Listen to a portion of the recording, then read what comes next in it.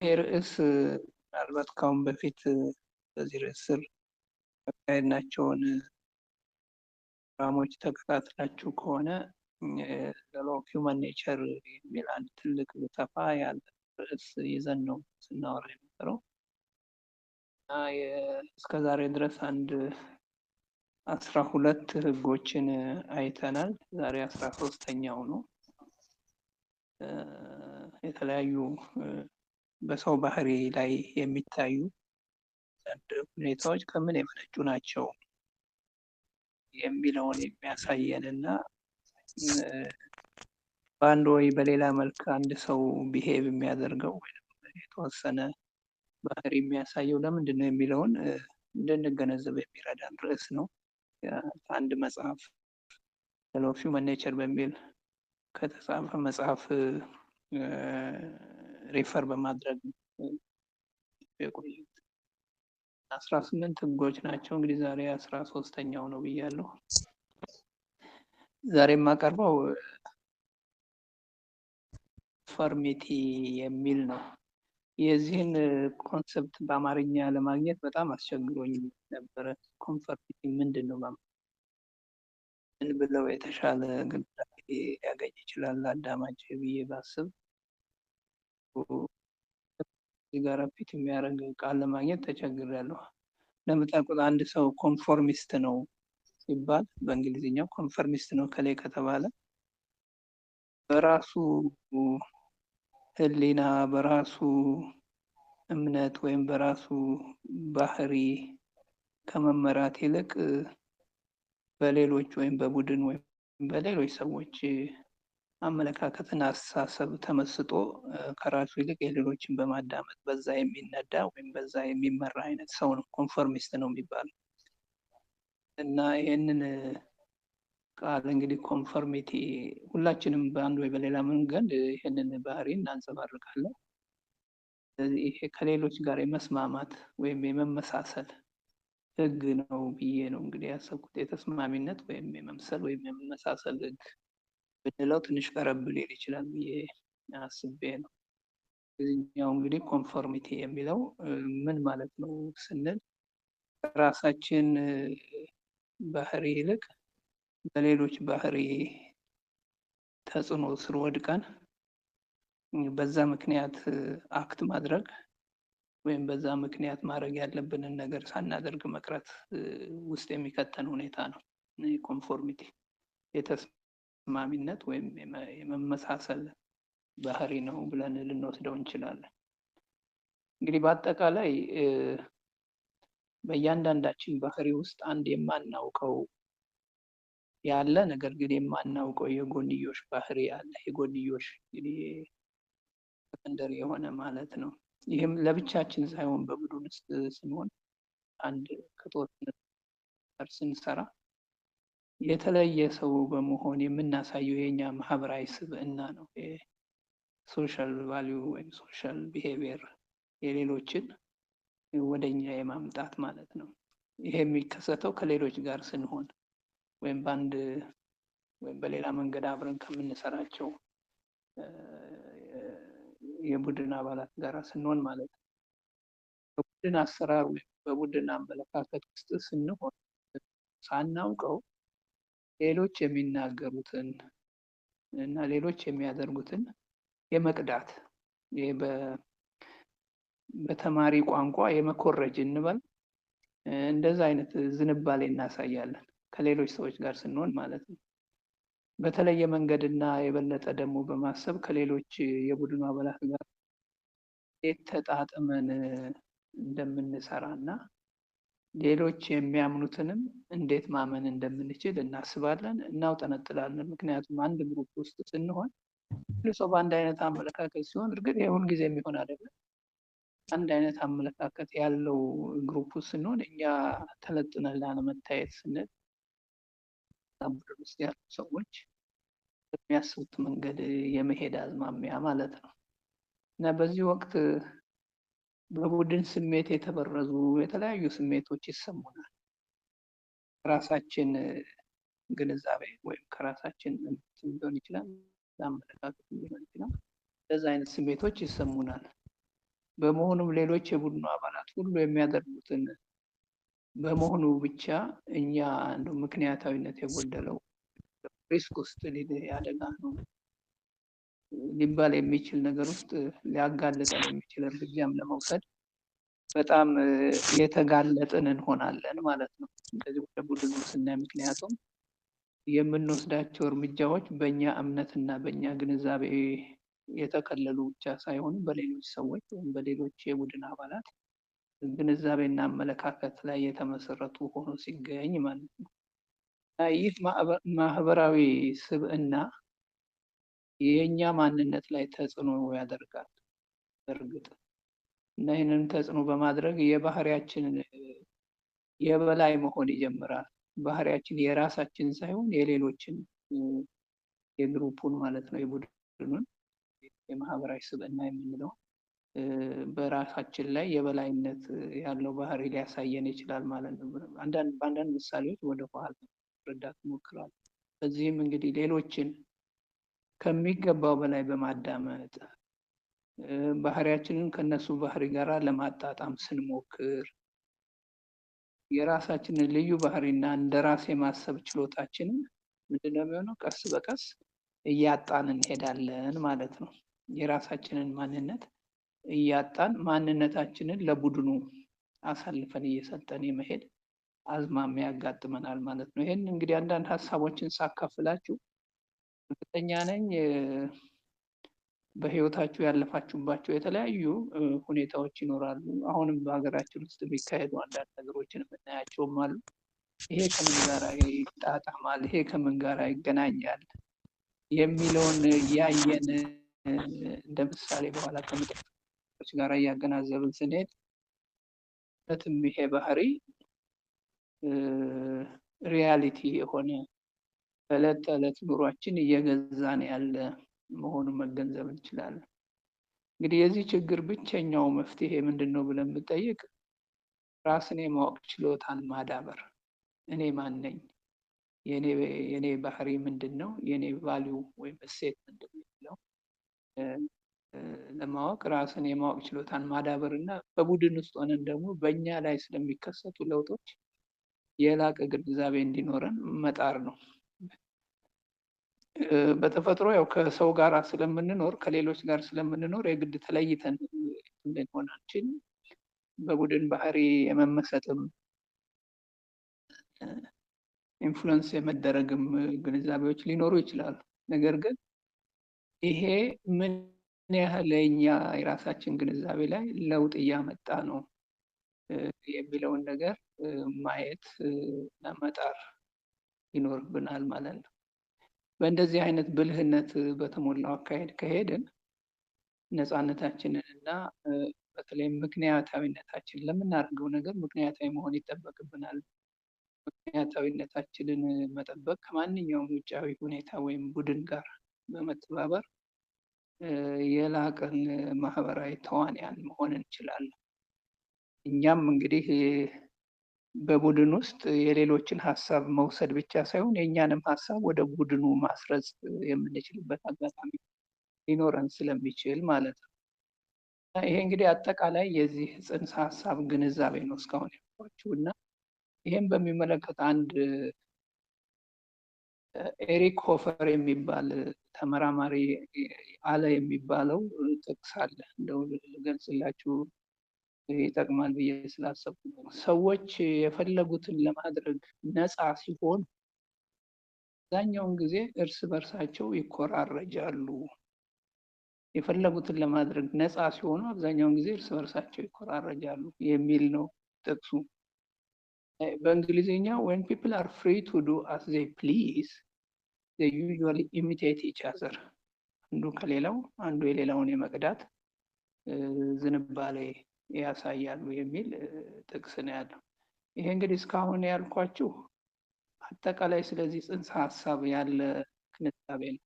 እንዴት ነው አንድ ግለሰብ ባህሪው በሌሎች በቡድን ባህሪ ተጽዕኖ ስር ሊወድቅ የሚችለው የሚለውን የሚገልጽ ነው እና የሁላችንም ያለፍንበት በየዕለቱ ደግሞ የምንኖረው ነው።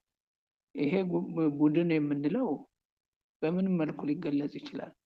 በትምህርት ቤት ጓደኝነት አካባቢ ሊሆን ይችላል፣ በሙያ ማህበር አካባቢ ሊሆን ይችላል፣ በሃይማኖት ድርጅቶች ሊሆን ይችላል፣ በፖለቲካ ድርጅቶች አካባቢ ሊሆን ይችላል። አባል የሆንበት አንድ ግሩፕ ውስጥ ስንገባ እንዴት ነው የእኛ ባህሪ ከግሩፑ ባህሪ ጋራ ተቀናይቶ ሊሄድ የሚችለው፣ ማን ላይ ተጽዕኖ ያሳድራል የሚለውን ማየት እንድንችል ነው። በተለይም በተጨባጭ በሀገራችን ውስጥ የምናያቸው ተጨባጭ ነገሮች አሉ። ግለሰቦች ምን ያህል በቡድን እይታ ኢንፍሉወንስ ሆነው ምናልባት በራሳቸው ሊወስኑ ይችሉ የነበረውን ነገር ሳይወስኑ የቀሩበት ወይንም ደግሞ ሊወስኑ በሚገባቸው አቅጣጫ ሳይሆን በሌላ አቅጣጫ የሄዱበት አዝማሚያና ምሳሌዎች በብዛት የምናያቸው የዕለት ተዕለት ግንዛቤዎች እና ምሳሌዎች አሉ።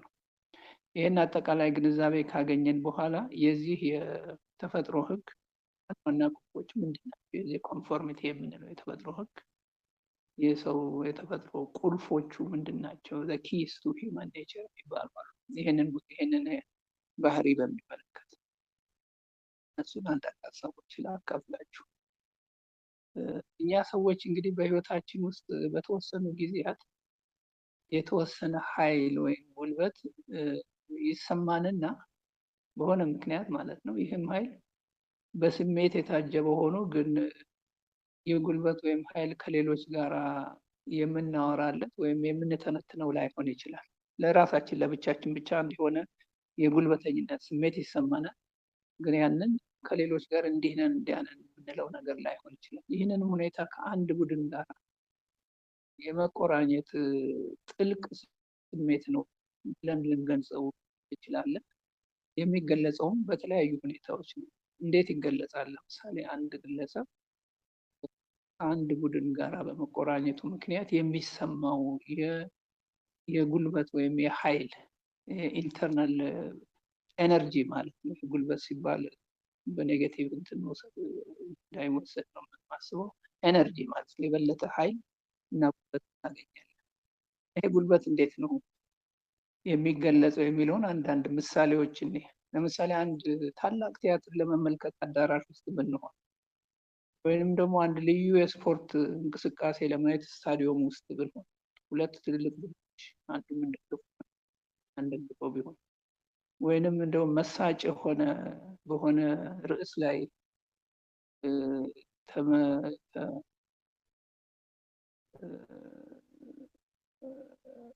ግንዛቤ ወስዶ የሚደረግ የፖለቲካ ሰልፍ ቢሆን እዛ ላይ ለመታደም አደባባይ ላይ ተገኝተናል። እንግዲህ በዛን ሁኔታ ድንገት ሳናስበው በቦታው የተሰበሰቡት ሁሉ የሚጋሯቸው የተለያዩ የስሜት ሞገዶች ማለትም የደስታ ሊሆን ይችላል፣ የቁጣ ሊሆን ይችላል፣ የቁጭት ሊሆን ይችላል። የተለያዩ ስሜቶች በውስጣችን ይንቀሳቀሳሉ፣ በደም ስራችን ውስጥ ይርመሰመሳል። አንድ ጥሩ ቲያትር ብናይ ለምሳሌ እንደው ጀግና ነው ወይም በጣም የሚያሳዝን ነገር ቢሆን ቲያትሩ አይነት ነው ያ በተመስጦ የምናየው እና ሁላችንም እዛ አካባቢ የምናየው ታዳሚዎች በሙሉ ተመሳሳይ የሆነ አመለካከት የምናይበት ይችላል። ኳስ ሜዳ እንዳልኳቸው ቅድም ሲገባ አጥቅቶ ሲጫወት የሚኖረን የደስታ ስሜት እና በውስጣችን የሚመላለስ የኃይል ስሜት ያን የመሳሰሉ እንደማለት ነው እና ድንገት ሳናስበው በቦታው የተሰበሰቡት ሁሉ የሚጋሯቸው የተለያዩ የስሜት ሞገዶች አሉ። ቅድም እንዳልኩት እነዚህ ስሜቶች ለብቻችን ወይንም ከጥቂት ሰዎች ጋር ስንሆን የሚሰሙን ስሜቶች አይደሉም። በአብዛኛው አለመሆናቸው ብቻ ሳይሆን በመሰል እና ትልቅ የቡድን ይዘት ውስጥ ስንሆን ለብቻችን ሆነን የማንናገረው ወይም የማናደርገውን ነገር እንድናደርግ ወይም እንድንናገር የሚገፋፉ ናቸው እነዚህ ኃይሎች፣ እነዚህ ስሜቶች በውስጣችን የሚፈጠሩት ማለት ነው። አይታችኋል። ብዙ ጊዜ ኳስ ሜዳ ሰዎች ሲደባደቡ አይታችኋል። ነፃ ሆነው መንገድ ላይ ቢሄዱ እነዛ ሰዎች ሊደባደቡ የሚችሉበት ሁኔታ የለም። ግን አንድ የሆነ ሁኔታ ሲፈጠር በውስጣቸው የሚከሰተው ኃይልን ስሜት ከነሱ ጋር ተቃራኒ ከሆኑ ሰዎች ጋር ወዲያው ሊጋጩ የሚችሉበትን ሁኔታ የሚፈጥር ይሆናል።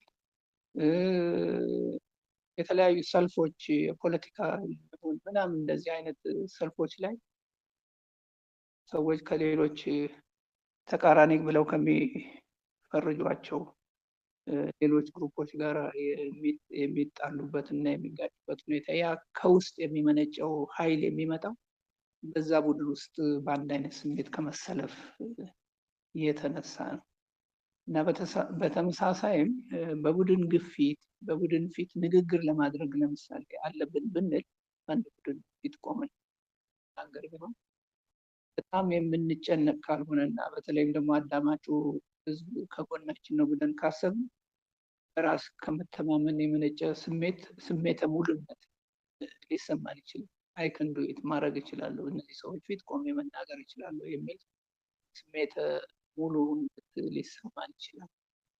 ወይም ደግሞ ምናልባት በአጭር ጊዜ ውስጥ የሚደርስ አንድ ወሳኝ ግብ ካለው ቡድን ጋር ብንሰራ ይሄ ነገር በዚህ ጊዜ መድረስ አለበት፣ አንተም ወይም አንቺም የዚህ ቡድን አባል ነሽ ብንባልና እዛ አስተዋጽኦ የምናደርግ መሆኑ ከተሰማን ለማሳካት ጠንክረን የትኛው ስራር በላይ ለመስራት እንገደዳለን፣ ኃይል እናገኛለን ማለት ነው። ተጨማሪ ኃይል፣ ተጨማሪ ስራ ለማግኘት በተመሳሳይ በአጣዳፊ መንፈስ ከሚሰሩ ከሌሎች የቡድን አባላት ጋር በመገናኘት ስሜት የሚመጣ የተለየ ኃይል ይኖረናል። በተለይ እንደምታውቁት በቡድን ሲሰራ እዛ ቡድን ውስጥ የሚመሩ ሰዎች፣ ምሳሌ የሚሆኑ ሰዎች፣ ሌሎችን የሚያነቃቁ ሰዎች ይኖራሉ። እነዛ ሰዎች ተግባር በሌሎች አባላት ላይ ኃይልን የሚጨምር እና የሚያነቃቃ ይሆናል። ወይም እሷ እንዲህ ከሰራች እኔ ስለምን እንዲህ አላልኩም፣ እኔስ ከማን አንሳለሁ፣ እኔስ ለምን ኮንትሪቢዩት አላልኩም የሚል ስሜት በሌሎች የቡድን አባላት ላይ ሊያድር ይችላል። ያም የሚመጣ ኃይል ነው ማለት ነው። በዚህ ሊገለጽ ይችላል። ከላይ ያሉ ስሜቶች እንግዲህ በምክንያታዊነት የተመዘገቡ ላይሆኑ ይችላሉ። የምንገነዘባቸው በተለያዩ ሁኔታዎች፣ ለምሳሌ ወይ ቆዳችን ላይ አንድ የሆነ ምልክት ላይ እንችላለን፣ የፀጉር መቆም ሊሆን ይችላል፣ ያልተለመደ የልብ ምት እና የመሳሰሉት እንደ ይሄ አውቶማቲክ የሆኑ የሰውነት ስሜቶች ሊሆኑ ይችላሉ የሚገለጹባቸው መንገዶች። ይህንንም ስሜት እንግዲህ ማህበራዊ ኃይል ወይም ሶሻል ፎርስ ብለን ነው የምንጠራው። ሶሻል ፎርስ ነው ይህንን ኃይል ሊሰጠን የሚችለው። ምክንያቱም የሰዎችን የቡድን የጋራ ስሜቶችን የሚነካና የሚያስተሳስር የማይታይ ኃይል መስክ ነው። ይህም ከመሆኑም በላይ ከፍተኛ የግንኙነት ስሜት የሚፈጥር ነው ከሌሎቹ የቡድን አባላት ጋር። ምሳሌ እንግዲህ ብዙዎቻችሁ እንግዲህ ወጣቶች ናችሁ። በተለይ በአሁኑ ጊዜ እንኳን ብዙ ዴሞንስትሬሽን የሚባል ነገር የድጋፍ ሰልፍ ካልሆነ በስተቀር ያው የድጋፉም ቢሆን በአንድ በሚደገፈው ዓላማ እና በሚደገፈው ጉዳይ ላይ ነው በጋራ ሰዎች የሚሄዱት እና አብረው አንድን ጉዳይ በዚህም ወይም በሌላ መልክ ለማንጸባረቅ አንድ ዴሞንስትሬሽን ላይ ወጣቶች ቢኖሩ ያ የሚሄዱበት መንፈስ ተገደው የሄዱ እስካልሆነ ድረስ በስሜታቸው የሄዱ እስከሆነ ድረስ በተሞላ ስሜት ነው ያንን የሚያንጸባርቁት። በመፈክር ይሁን ዘፈን ይሁን ይህን በመሳሰለው እና እንዲህ አይነቱ ሶሻል ፎርስ ነው። ይህንን ማህበራዊ ኃይል በሚመለከት ብዙ አስገራሚ ነገሮችን ማየት እንችላለን። በመጀመሪያ በተመሳሳይ ጊዜ በውስጣችን እና ከኛ ውጭ በውስጣችንም ከኛ ውጭ የሚገኝ ስሜት ነው የማህበራዊ ኃይል ሶሻል ፎርስም ነው። ያ ከላይ የተጠቀሱትን የሰውነት ስሜቶች ሲሰሙን በእርግጠኝነት ከጎናችን ያሉ ሌሎች ሰዎች ደግሞ ተመሳሳይ ስሜት እንዳላቸው ለመረዳት እንችላለን። ምሳሌው ቅድም እንዳልኩት ነው። አንድ ቲያትር ውስጥ ቁጭ ብለን በጣም የሚመስጥ ነገር ስንሰማ እና ሁላችንም ስናጨበጭብ ሁላችንም ጮክ ብለን አነብ ስናደርግ ወይም ሰላማዊ ሰልፍ ላይ ሆነን ድጋፍ ወይም ተቃውሞ ጊዜ ያ ውስጥ የሚሰማን ስሜት ከጎናችን አብሮ ያለውም ሰው የሚሰማው ነው ማለት ነው። እና ከኛ ውጭ በእኛ ውስጥም ያሉ ስሜቶች ናቸው። ይህም እንግዲህ የዚህ ኃይል መጠን እንዳለንበት ቡድን አወቃቀር እና ይዘት ኬሚስትሪ የቡድኑ ኬሚስትሪ ማለት ነው ይለያያል። ኃይሉ መጠኑ ምን ያህል ነው? ኃይለኛ ነው? መጠነኛ ነው? ወይም ደግሞ ኃይል አለው ይባል እንጂ ብዙም ኃይል የሌለው ነው የምንለው። ትልቅ በሆነ ውጤቱም እንደዚሁ ጠለቅ ያለ። ለምሳሌ እንደው ደጋግሜ የዚህ የዴሞንስትሬሽን ጉዳይ አነሳው። ብዙ ጊዜ እንደዛ ነው፣ በቡድን የሚሰሩ ስራዎች የዛ አይነት ስለሆኑ ነው። የአንድ ዩኒቨርሲቲ ተማሪዎች በሙሉ አንድ ጊዜ ሰልፍ ቢወጡና የአንድ ዲፓርትመንት ሰዎች ብቻ ተማሪዎች ብቻ ወጥተው ስለ አንድ ጉዳይ በድጋፍ የሚሆን በተቃውሞ ነገር ቢያደርጉ የትኛው ነው ጠለቅ ያለ ኃይል የሚኖሩ ብለን ስናስብ በእርግጥም በርከት ያሉ ሰዎች ያሉበት እንደሆነ ይችላል። እና የእኛን አመለካከት ከሚጋራ ሰፋ ያለ ቡድን ውስጥ ስንሆን የበለጠ ኃይል እና አፋጣኝ የመተግበር ጉጉት በውስጣችን ላይ ይኖራል ማለት ነው። አብዛኛው ሰው ከኛ ጋር ነው። ያም ከአብዛኛው ሰው ጋር አንድ አይነት አመለካከት አስተሳሰብ ያለን ብለን ስናስብ ያንን ልናደርግ ያሰብነውን ነገር በአፋጣኝ ለመተግበር የውስጥ ጉጉታችን ይጨምራል ማለት ነው። እና በመጨረሻም በብዙ ቁጥሮች የመማረክ ስሜት ይሰማናል ጋር ስንሆን፣ በርከት ያሉ ሰዎች ያሉበት ቡድን ስንሆን ማለት ነው። የቡድን ወገንተኛ እና ደጋፊ ወደ አነስ ያሉ ከሆነ ግን አይ እነሱ ብዙም ደጋፊ የላቸውም የሚል ግንዛቤ ሁሉ ልንወስድ እንችላለን።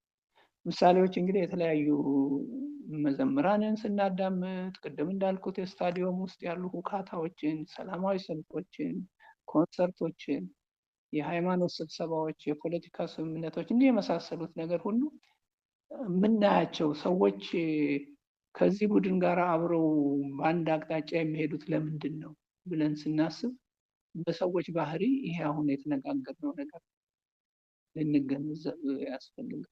እንግዲህ ካልነው ልንረዳ የሚገባን ነገር ምንድን ነው ብለን ስንጠይቅ ይሄ ሶሻል ፎርስ ያልነው ማህበራዊ ኃይል ያልነው አዎንታዊም አይደለም አሉታዊም አይደለም፣ ጥሩ ነው መጥፎ ነው ማለትም አይደለም። ጥሩም ሊሆን ይችላል፣ ጥሩም ላይሆን ይችላል። ስለዚህ ደረጃ አንችልም፣ አዎንታዊ ነው ወይም አሉታዊ ነው ማለት አንችልም።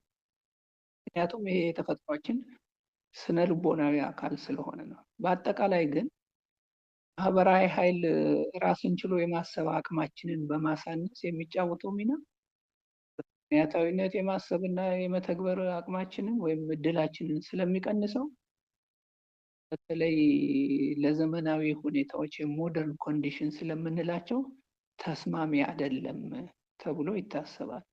ምክንያቱም በዘመናዊ ሁኔታ ለማንኛውም ነገር ምክንያታዊ መሆን ይፈልጋል፣ አናሊሲስ መስራት ይፈልጋል። ይሄን የማደርገው በዚህ ምክንያት ሌሎችን ለማሳመን ዝግጁ መሆን ይኖርብኛል ለማደርገው ነገር ወይንም ለማላደርገው። በዚህ በማህበራዊ ኃይል ወይም በሶሻል ፎርስ ስንመራ ግን በአብዛኛው ይሄንን ተአማኒነት ልናጣ የምንችልበት ሁኔታ ስለሚኖር ለዚህ ለሞደርን ኮንዲሽን ብዙ ተስማሚ አይደለም ተብሎ ነው የሚታሰበው። ሆኖም ግን ማህበራዊ ኃይል በጎ ዓላማዎችን ለማስፈጸም ለሚደረጉ ከፍተኛ ትብብሮች በጣም በጣም ጠቃሚ እንደሆነ ደግሞ በሌላ መልኩ ይታያል። በርህራሄ ላይ የተመሰረቱ በጎ አድራጎት ስራዎችን መስራት ይቻላል እና የመሳሰሉት ላይ ሊውልና ለአዎንታዊነት እንዲስማማ ተደርጎ ደግሞ ሊቀረጽ ይችላል። በርካታ ምሳሌዎች አሉ። ለምሳሌ በሀገራችን የህዳሴ ግድብን በሚመለከት ምን ያህል ሰዎች የህዳሴ ግድብን ውጤታማና ተግባራዊ እንዲሆን በዛ ዙሪያ ተሰባስበው ሎቢ አድርገው የሰዎችን አመለካከት ወደ አንድ አቅጣጫ ቀይረው ለዚህ ህዳሴ ግድብ መጠናቀቅ እንዲዋጣ ለማድረግ ያ አሁን ይሄ ማህበራዊ ኃይልን ለፖዚቲቭ ነገር ለአዎንታዊ ነገር የመጠቀም ነው። ባለፈው ጊዜ ደግሞ ኢትዮጵያ ላይ በዚህ በፖለቲካው አካባቢ ከዓለም አቀፍ ደረጃ ኢትዮጵያ ላይ ከፍተኛ ጫና ተደርጎ በነበረ ጊዜ ሁላችሁ የምታውቁት ነው ኖሞር የሚል ንቅናቄ ነበረ በሶሻል ሚዲያ። ያ በርካታ የሆኑ ኢትዮጵያን ሊጎዱ የሚችሉ ህጎች እና ሌሎች ውሳኔዎች በአሜሪካን በመሳሰሉት በአውሮፓ ሀገሮች ሊደረጉ ይችሉ የነበሩ እንቅስቃሴዎችን የገታ። ይሄ እንግዲህ ተግባራዊ የሆነ እንደ ተመልካቹ ነው። ኦፍኮርስ ያንን የማይደግፉ ሰዎች ሊኖሩ ይችላሉ። ግን በበጎ ሰዎች ደግሞ የአይነት ማህበራዊ ኃይል ለበጎ ዓላማ ሊውልም የሚችል መሆኑን መገንዘብ ያስፈልጋል። እንግዲህ ከምንም በላይ የሚያስፈልገን ለዚህ ምንድን ነው? የቡድን እውቀት ነው ማለት ነው።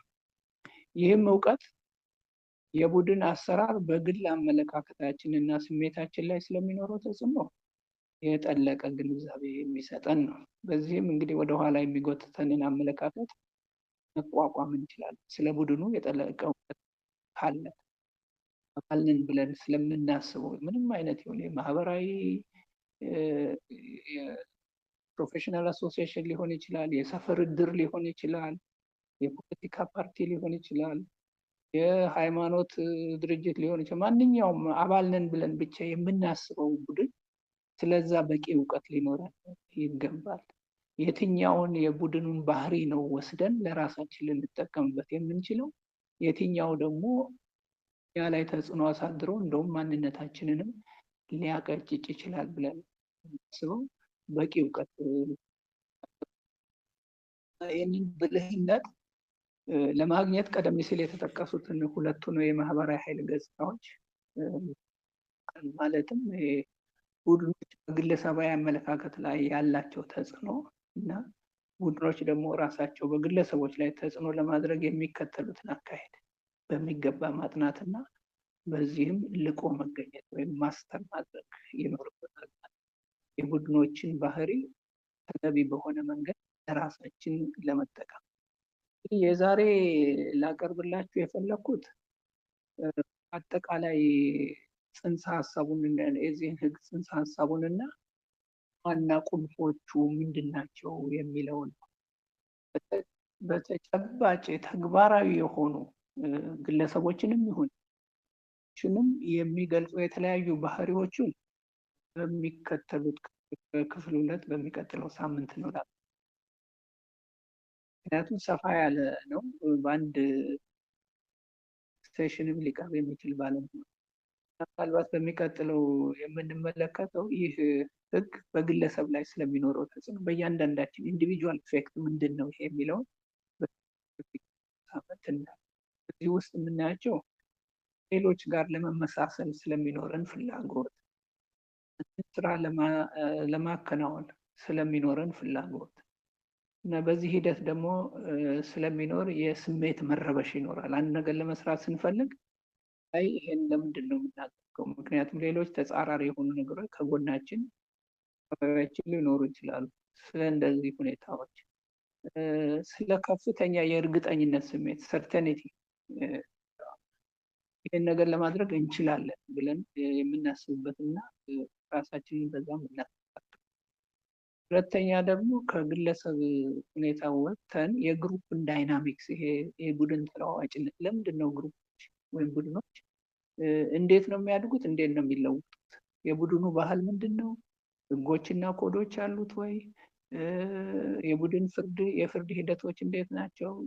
ጠላት ይፈርጃሉ ወይ? ወዳጅ ይፈርጃሉ ወይ? ክፍፍሎች አሏቸው ወይ? ይህን የመሳሰሉትን ነገር በሚቀጥለው በሁለተኛ ክፍል እናያለን። የሚቀጥለው ሳምንት የእያንዳንዳችን ባህሪ በግልጽ የሚያሳየን ነው። ዛሬ በአጠቃላይ ስለ ኮንፎርሚቲ አጠቃላይ ግንዛቤ እንዲኖርን ብቻ ለማድረግ አስቤ እዚህ ላይ ለማቆም ነው የምፈልገው የመጀመሪያውን እና እንደተለመደው እኔ ያልኩት ብቻ ሳይሆን ሀሳብ በመለዋወጥ ሌሎቻችሁም የሚኖራችሁን ሀሳብ በማዳመጥ እኔም ካልኩት ላይ በመጨመር ያልተብራሩና ሊመለሱ የሚገባቸው ጥያቄዎች ካሉ ደግሞ ጥያቄ መልክ በማንሳት የዛሬውን ጊዜ እንድንጠቀምበት ነው አሳስባለሁኝ። እስከ ዳር ወደ አንቺ ልመልስና ሀሳቦችም ማስተያየቶችም ጥያቄዎችም ካሉ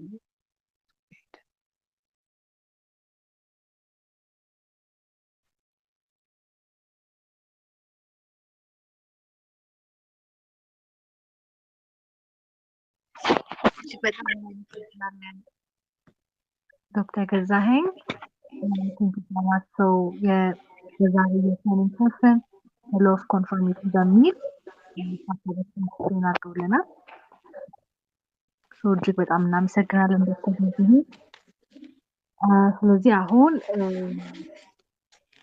በዚህ ሀሳብ ዙሪያ ተጨማሪ ሀሳብ አለኝ ሰጀስት የማደርገው ሀሳብ አለኝ የሚል ካለ ሰጀስት ማድረግ ይቻላል። እንዲሁም ደግሞ የተለያዩ ጥያቄዎችንም መጠየቅ ይቻላል ማለት ነው። ዶክተር ገዛኸኝ ፎርዋርድ ማድረግ ይቻላል ማለት ነው። ማይክሮፎን እያደረጋችሁ መቀጠል ትችላላችሁ።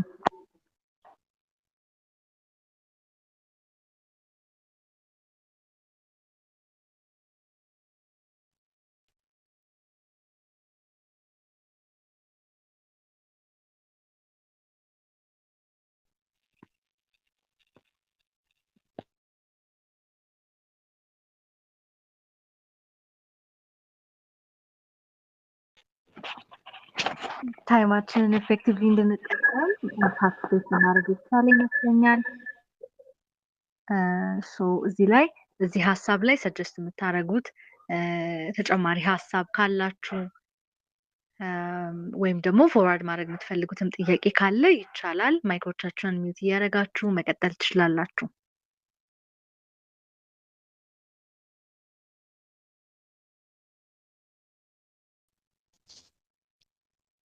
ይሰማል? እስከ ዳር ሄሎ ይሰማል። ይሰማል። አዎ መቀጠል ዶክተር ይቻላል። እሺ አመሰግናለሁ። ዶክተር ገዛኸኝን ከልብ ማመስገን እፈልጋለሁ። ሁሌም ጀስት እዚህ መድረክ ላይ ጀስት ጠቃሚ ሀሳቦችን ያጋሩናል። መጀመሪያ ምስጋና ማቅረብ እፈልጋለሁ። ክብረት ይስጥልን። በመቀጠል ጀስት እንደ አይስ ብሬከርም ለመሆን ብዬ ነው የገባሁት እና አልፎኝ ከሆነ ምናልባት ይቅርታ መጠየቅ እፈልጋለሁ። ዶክተርን መጠየቅ የምፈልገው ኮንፊርሚቲ ሙሉ በሙሉ አጌንስት ኦፍ ቼንጅ ነው ብለን መውሰድ እንችላለን ወይ? ለውጥም ሙሉ በሙሉ አይደግፍም ብለን መናገር እንችላለን ወይ? ለውጥና እንዴት ነው ልናየው የምንችለው? ኮንፊርሚቲ እና ለውጥን እንዴት ነው ልናያቸው የምንችለው?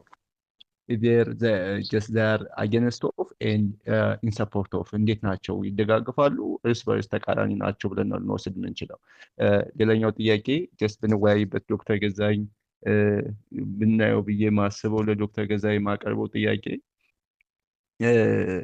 ዋት አር ዘ ኮዝስ ኦፍ ኮንፊርሚቲ? ለምንድን ነው ሰዎች አሁን በሀገራችንም በተለያዩ አጋጣሚዎች እንደምናየው ሰዎች ብዙ ጊዜ ክሪቲካሊ የሆነን ነገር አንስቶ የስ ወይም ኖ ከማለት ወይም ደግሞ በዛ ነገር ላይ አርጊመንታቲቭ የሆኑ አይዲያዎችን ከማንሳት ውጭ ጀስት ዝም ብለው ማሱን የመከተል አዝማሚያዎች እናያለን። ምንድን ነው ለዚህ ዋነኛ ምክንያቱ? ገፊ ምክንያቱ ምንድን ነው? የሚሉ ጥያቄዎችን ማንሳት እፈልጋለሁ። አመሰግናለሁ። እስከደ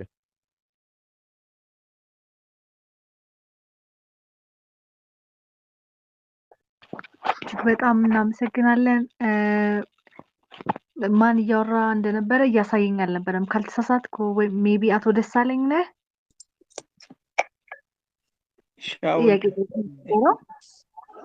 እስከ ዳር ዘመኑ ነኝ ከባህር ዳር ዩኒቨርሲቲ ባህር ዳር እና አካባቢዋ አምባሳደር።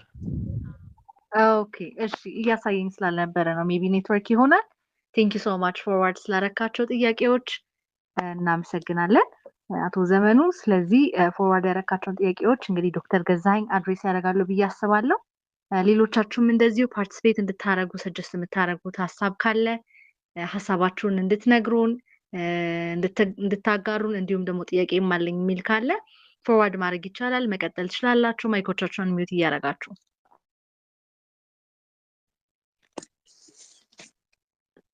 እንዴት አመሻችሁ? ይሰማል? ይሰማል ነው። ራስሽን ከማስተዋወቅ ብትጀምሪ ደስ ይለናል። እሺ፣ ቃል ኪዳን ኢሳያስ እባላለሁ። ያው ወጣ ገባ እያልኩኝ እዚህ ግሩፕ ውስጥ ሲመቸኝ መጥቼ ጆይን አደርጋለሁ። በቅድሚያ ዶክተር ገዛኸኝን በጣም ነው የማመሰግነው። ጥሩ ፕሬዘንቴሽን፣ ጥሩ ኢንሳይትፉል የሆነ ዘመኑን ወይም ወቅቱን የዋጀ ቶፒክ ነው ያስተማሩን። በጣም ነው የማመሰግነው። እንዲሁም ይህንን ፕሮግራም የምታዘጋጁ በሙሉ ተሳታፊዎችን በቅድሚያ አመሰግናለሁ። እንግዲህ ስለተነሳው ርዕስ ብዙ ተብሏል። አሁን ላይ በጣም እያስቸገረን ያለው እና ምናልባትም አናሊቲካል ስኪል ወይም ደግሞ ክሪቲካል ቲንኪንግ የሚባሉ ነገሮች በጣም ኦሚትድ የሆነበት ጊዜ ነው ብዬ አስባለሁ። ኮንፈርሚቲ ያው ቃሉ እንደምንረዳው ኮንፈርም ማድረግ ነው። ምንም ነገር ሲመጣ አግሪየብል መሆን ወይም ደግሞ በነገሮች ሁሉ መስማማት፣ ያ ደግሞ አጌንስት ኑን ወይም ደግሞ ምንም ነገር ሲመጣ ኖን በል ማለት ሳይሆን በምክንያት የስም ኖም ስንል ምክንያታዊ መሆን መቻል አለብን።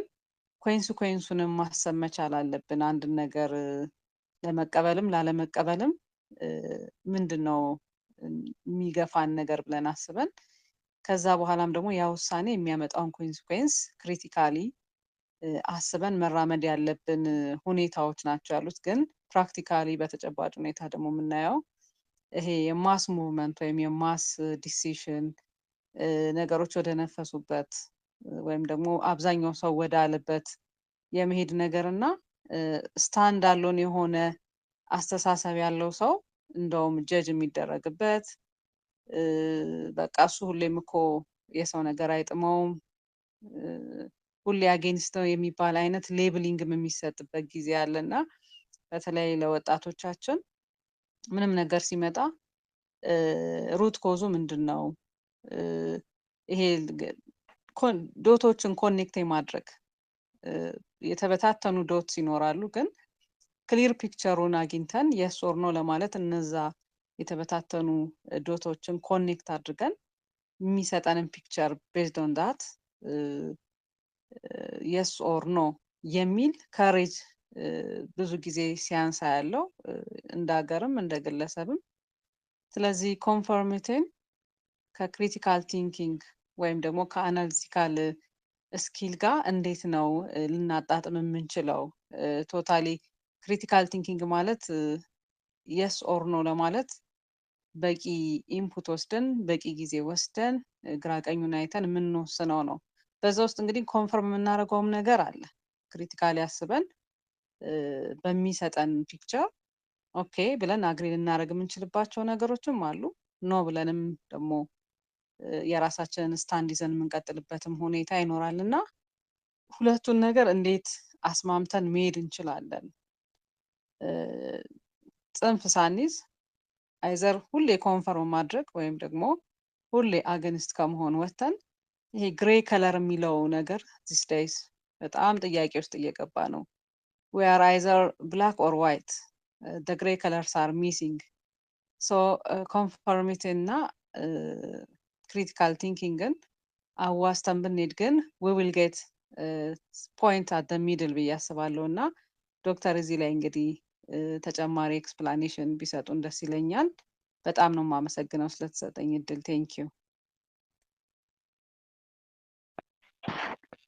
እጅግ በጣም እናመሰግናለን ቃል ኪዳን ስላነሳሽውም ሀሳብ ዲዩ ፎርዋርድ ስላደረግሽው ክሪቲካል ቲንኪንግ ሪሌት አድርገሽ ያነሳሽውም ሀሳብ አለ ፕላስ የጠየቅሽውም ፎርዋርድ ያደረግሽውም ጥያቄ አለ። እንግዲህ ዶክተር ገዛኸኝ አድሬስ ያደርጋሉ ብዬ አስባለሁኝ።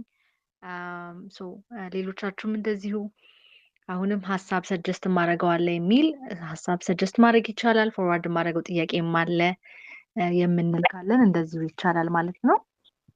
ማይኮቻችሁን ሚውት እያደረጋችሁ መቀጠል ይቻላል።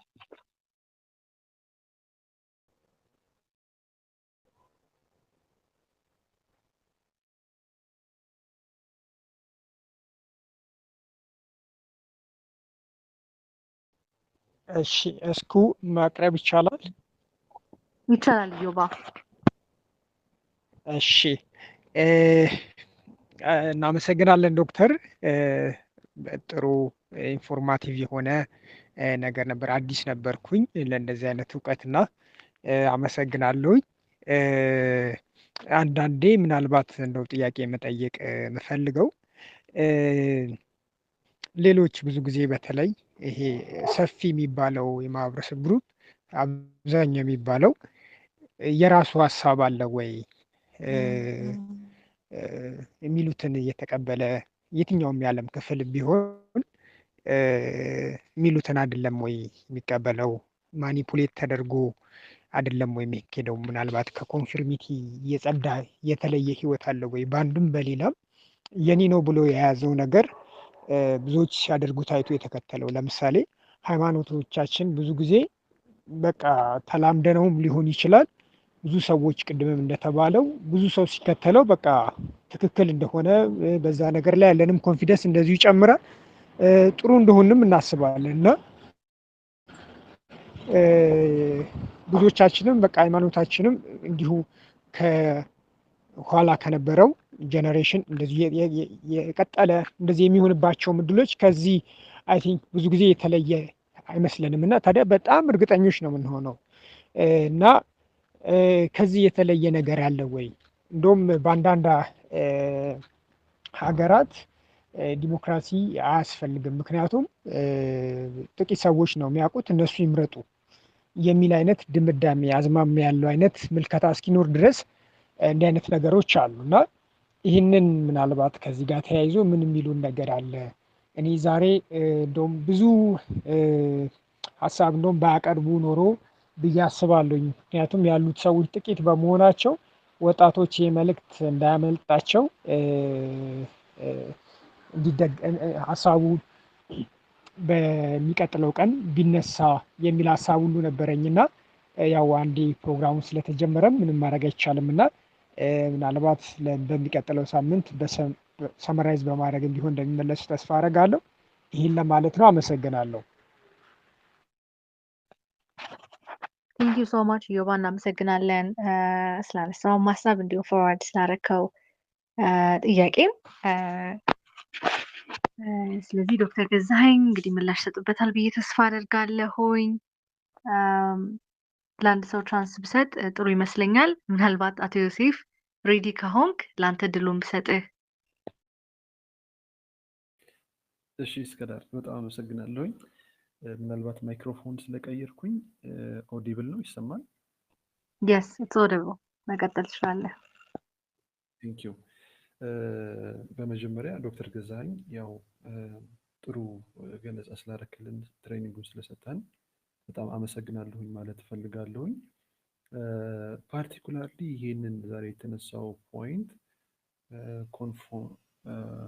ኮንፎርሚዝም ኢትስ ኒው ፖይንት ፎር ሚ እና ብዙ ነገር እንድማር ሆኛለሁኝ፣ እንዳውቅ ሆኛለሁኝ። በአንድም በሌላ ትርጉም ስገነዘበው ብቆይም እንደዚህ ኮይንድ የሆነ ነገር መኖሩን ዛሬ አግኝቻለሁኝ እና ለሱ በጣም አመሰግናለሁኝ። እስከዳርም ያው እያደረግሽው ስላለሽው ነገር ስለ ሞቲቬሽንሽ ሁሌም እንደማነሳው በጣም ቴንኪው ማለት እፈልጋለሁኝ። ኢዮባ ድምፅን ስለሰማው ደስ ብሎኛል። ወደ ፖይንቱ ስመለስ ያው ዋናው ነገር አሁን ብዙ ተናጋሪዎችም ሲያነሱት ነበር እና ሙሉ በሙሉ ጎጅም ነው ወይም ደግሞ ጠቃሚ ነው ለማለት የምንችለው ፖይንት አይደለም። ከሌሎች ነገሮች ጋር ምንድነው ከኢንዲቪጁዋሊዝም ጋር ወይም ከክሪቲካል ቲንኪንግ ጋር መጨረሻ ላይ ሲነሳ ነበረ። ከነሱ ጋር አዋህደን ብንወስደው እና ጥሩ የሚባሉትን ቫሊዎችን ብንወስደው ጠቃሚ የሚሆን ነገር ነው የሚል ፖይንቶችን ወስጃለሁኝ።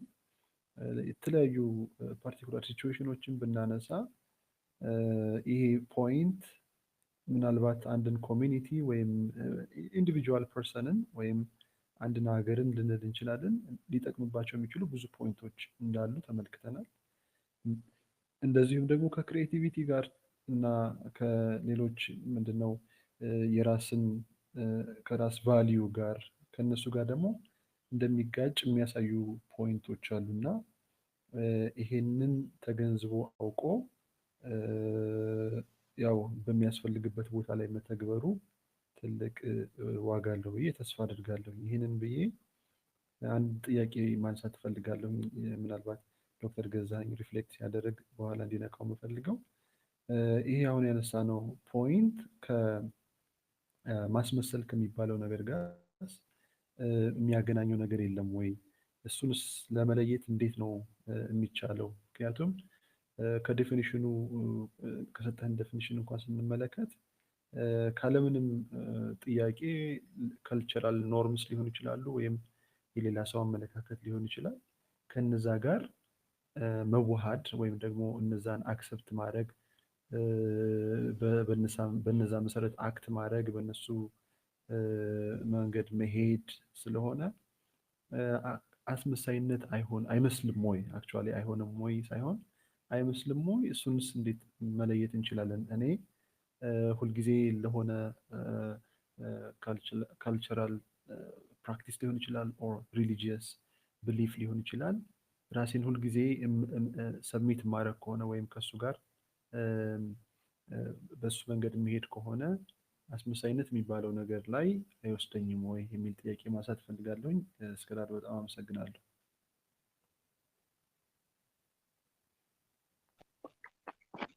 እሺ እጅግ በጣም እናመሰግናለን አቶ ዮሴፍ። አንተን ፎርዋርድ ያረከው ሰጀስት ያረከውም ሀሳብ አለ፣ እንዲሁም ፎርዋርድ ያረከውም ጥያቄ አለ። እጅግ በጣም እናመሰግናለን። ጊዜያችንን ለመጠቀም ወደ ዶክተር ገዛኸኝ ብንሄድ የተሻለ ይመስለኛል። ማይኩን ለዶክተር ገዛኸኝ እሰጣለሁ። እሺ በጣም አመሰግናለሁ።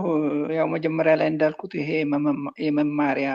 መማማሪያ መድረክ ስለሆነ የተነሱት ሀሳቦችም ጥያቄዎችም ለሁላችንም ትምህርት የሚሰጡን ናቸው።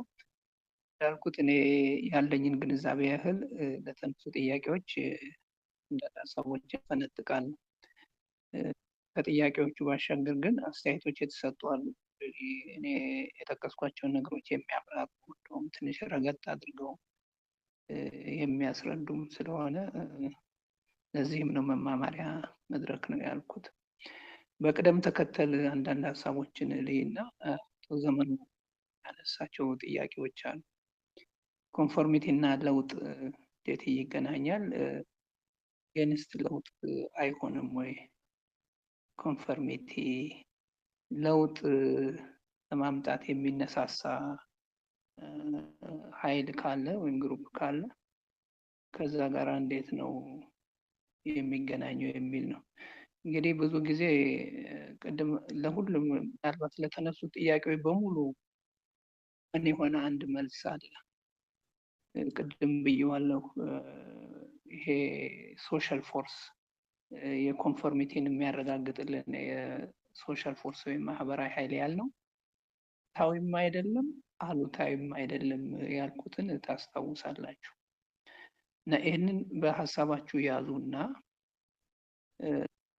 ኮንፎርሚቲ ለውጥ ማለት እንግዲህ ለውጥ ወደ ፖዘቲቭ የሆነ ለውጥ አለ፣ ኔጌቲቭ የሆነ ለውጥም አለ። ሁለቱንም በተግባርም አይተነዋል። በሀገራችንም በየግል ህይወታችንም የምናያቸው ለውጦች አሉ። ወደ ጥሩ አቅጣጫ የሚወስዱ ለውጦች አሉ፣ ወደ አልሆነ አቅጣጫ የሚወስዱ ለውጦች አሉ። ስለዚህ ኮንፈርሚስት ነው አንድ ሰው የተባለውን አናላይዝ ሳያደርግ ይቀበላል ስንል ኮንፈርሚስት መሆን የለብህም ብንለው ለጥሩ አቅጣጫ ለሚሄደው እንቅስቃሴ ኮንፎርሚስት መሆን ፖዘቲቭ ነው። ስለዚህ ለውጥን የሚደግፍ ይሆናል ማለት ነው። ወደ ኔጋቲቭ አቅጣጫ ለሚሄድ ሀሳብ ደግሞ ኮንፎርሚስት አለመሆን ደግሞ ተቃራኒው ነው ማለት ነው። ስለዚህ ግንዛቤው የለውጥ ተቃራኒ ነው ኮንፎርሚስት መሆን ወይስ አይደለም የሚለው እንደ ተጨባጭ ሁኔታው ነው ማለት ነው። ስለዚህ በአብዛኛው ግን ያ ቡድን የሚወስደው እርምጃ ለውጥ እንዳይከሰት የሚሆን ከሆነና ይሄ ግለሰብ ወይም እኔ ያንን ቡድን ሀሳብ ተከትዬ ኮንፈርም ማድረግ ከሆነ የለውጥ ተቃራኒ ነኝ ማለት ነው። ነገር ግን ለውጥ እንዲካሄድ ደግሞ የሚቀሰቅስ ቡድን ውስጥ ሆኜ ለዛ ደግሞ ኮንፈርሚስት ከሆንኩ ለውጥን የሚደግፍ ነው ማለት ነው።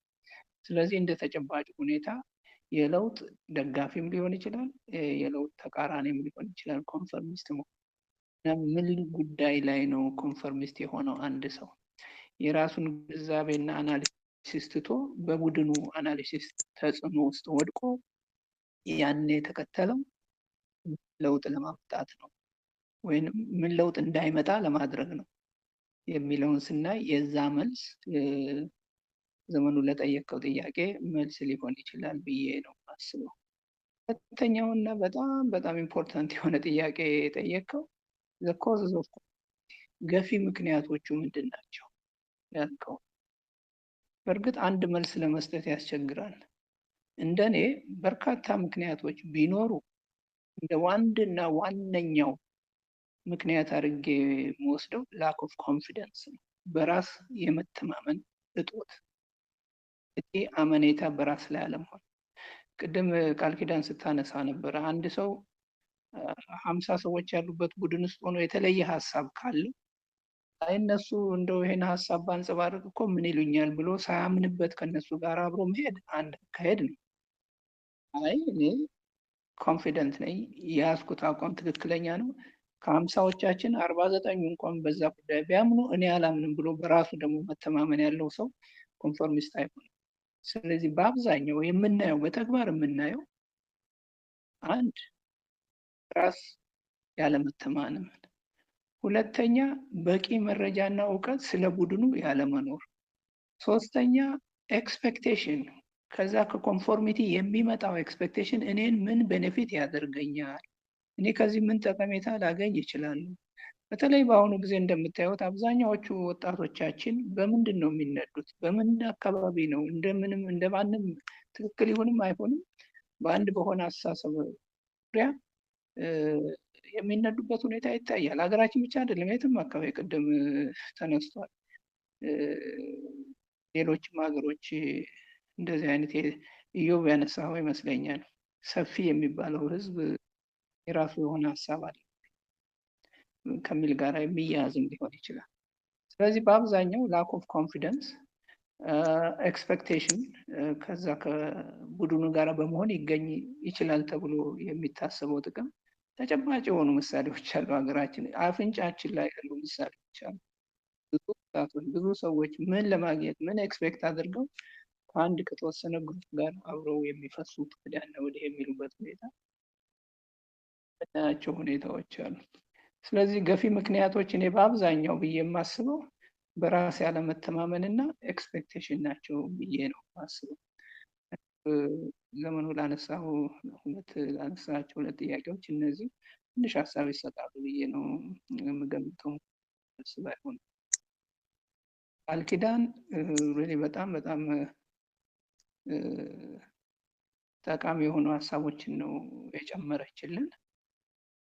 መጨረሻ ላይ አንድ ጥያቄ አንስታለች፣ ግን ያነሳችውን ሀሳብ ሪሊ መድገሙ በጣም በጣም ኢምፖርታንት ነው። የአናሊቲካል ስኪል፣ ክሪቲካል ስኪል፣ ምክንያታዊ መሆን፣ ምንም አይነት አቋም እንውሰድ ውጤቱ ምንድን ነው የሚሆነው የሚለውን በአግባቡ መመዘን ያለመቻል። ቅድም እንዳልኩት ለሁለተኛው ጥያቄ ስመልስ ምን አገኛለሁ ከዚህ ብሎ አስቦ ሪስኩንም ወስዶ ግድ የለም ብሎ የሚያደርግ አንድ ነው።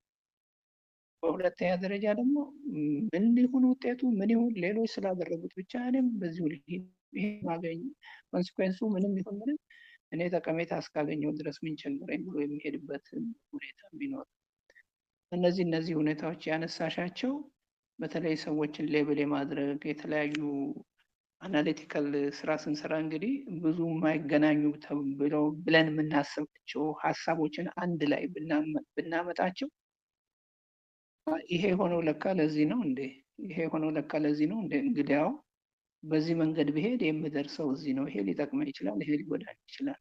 የኮኔክቲንግ ዘ ዶትስ ያልሻቸው ናቸው በጣም ኢምፖርታንት ሀሳቦች ናቸው። እና ግን ይሄንን እንዴት ልናጣጥመው እንችላለን ብለሽ ነው መጨረሻ በጥያቄ እንትን ያነሳሽው።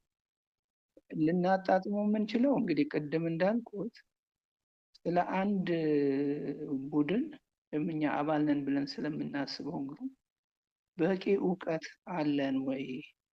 በቂ አናሊሲስ መስራት ይኖርብናል። ያን ካላደረግን ግን የራሳችንን ኢንቴግሪቲ የራሳችንን ስብዕና እያጣን እየተሸረሸረ ሊሄድብን የሚችል ሁኔታ ውስጥ ልንወድቅ እንችላለን፣ ወደንም ይሁን ሳንወድ የሚለው ነገር ገዢ ሀሳብ ይመስለኛል። ስለዚህ ልናጣጥም የምንችለው አናሊቲካል ስኪላችንን በማዳበር ልክ አንቺ እንዳልሽው። ለምንድን ነው አሁን ወደ ዝርዝር ውስጥ መግባት አልፈልግም። ለምንድን ነው አሁን ባለንበት ተጨባጭ ሁኔታ የክሪቲካል ቲንኪንግ ሼዲ የሆነ የሄደው? አናሊቲካል ስኪል የጠፋው ለምንድን ነው? እንግዲህ ይሄ ከመነሻው ጀምሮ ከልጅነት ጀምሮ የትምህርት ይዞታችንን፣ የትምህርት ከሪኩለማችንን፣ የትምህርት ቤቶቻችንን፣ የዩኒቨርሲቲዎቻችንን እነዚህን ሁሉ ስታንዲንግ እና በኳሊቲ ደረጃ ያለውን ሁኔታ እነዚህን ሁሉ ማየት ይፈልጋል። ያልተዘራ ሊበቅል አይችልም። እና ለምንድን ነው ሰዎች የዓለም ላይ የተለያዩ ለውጦች ደግሞ ይኖራሉ እና አሁን የዲጂታል ወርልድ የዲጂታል ጊዜ ነው። ሰዎች አንዳንድ ሀሳቦች፣ አንዳንድ ለውጦች በአጭሩ ጊዜ ሲመጡ ይታያሉ።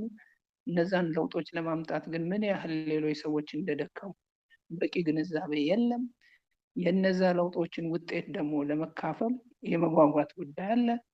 ያ ጉጉት ግን በበቂ አናሊሲስ እና በበቂ ኤፈርት ሳይደገፍ ውጤቱን ለማግኘት በሚደረግ ሩጫ ይሄ አናሊቲካሊ የማሰብ ነገሮችን ከውጤቶች ጋራ ከሚያስከትሉት ውጤት ጋራ የማገናዘብ እና ውሳኔ የመወሰን ችሎታችንና አቅማችን እየሳሳ መሄዱን ነው የምንገነዘበው። ስለዚህ ትልቁ እንዴት ነው የምናጣጥመው ለሚለው የአናሊቲካል ስኪላችንን ማዳበር እና ቅድም እንዳልኩት እንቀጥልበታለን ብለን ስለምናስበው ቡድን በቂ እውቀት ሊኖረን ይገባል። ያ ከሌለ ግን ያው ሌሎች በሚሉን ነው እንነዳው የሚባለው ነገር ነው። እንግዲህ ወደዛ ነው የምንሄደው። ምናልባት ይሄን ያህል ካልኩ ቃል ኪዳን ላነሳሽው ከኛ የሆነ መልስ ላይሆን ይችላል። ግን ትልቁ ነገር ታችንን ስለ ቡድኑ ማንኛውም አይነት ቡድን ይሁን ስለ ሃይማኖት ይሁን የፕሮፌሽናል አሶሲዬሽን ይሁን የመንደር ድር ይሁን አባል የሆንበት ቡድን ነው አላማው። እዛ ውስጥ በመግባታችን ምንድን ነው እኛ ኮንትሪቢዩት የምናደርገው፣ እኛ እስከዛ ምንድን ነው የምናገኘው? ይህን የመሳሰለውን ነገር በቂ ግንዛቤ ከሌለን በስተቀረ ኢን ዘ አብሰንስ ኦፍ ኖሌጅ ዘ ሴፈር ሳይድ ሌሎችን መከተል ነው። ሴፈር ሳይድ አይ እነሱ ካሉ እነሱ ከሄዱ ሄዳለሁ እኔ ምንም አልሆንም ወደሚል ነገር ይሄዳል። የማጣጣሚያው ዘዴ ስለ ቡድኑ እውቀት እንዲኖረን ማድረግ ነው የሚል ኢዮብ ያነሳኸው በጣም ፓርሻል ነው ባይባል ሰፊው ህዝብ የሚባል ድሮ በዚህ በአብዮት በሚባልም ጊዜ ሰፊው ህዝብ የሚባል ነገር የራሱ ሀሳብ አለው ወይ? ስለ ዲሞክራሲ የሚያነሳው ትክክል ነው። የትኛውም ሀገር አሜሪካን ብትወስድ ካለው 350 ሚሊዮን ህዝብ ምን ያህል ህዝብ ነው የሚመርጠው ዲሞክራሲ ብላችሁ ብትጠይቁ ምናልባት ከ50 በመቶ በታች ነው የሚሆነው። እዛ ውስጥ ደግሞ ከ50 በመቶ ጠቅላላ ለመምረጥ ከሄደው ውስጥ 50 በመቶ ውስጥ ዋናውን ፕሬዚደንቱን ወር ዋትኤቨር ታይፕ ኦፍ ኢሌክሽን የመረጠው ሰው ደግሞ ምናልባት 25 በመቶ ሊሆን ይችላል ከአጠቃላይ ህዝብ እና 25 በመቶ የሆነው ህዝብ የመረጠው ሰው ነው 350 ሚሊዮን ህዝብን የሚያስተዳድረው።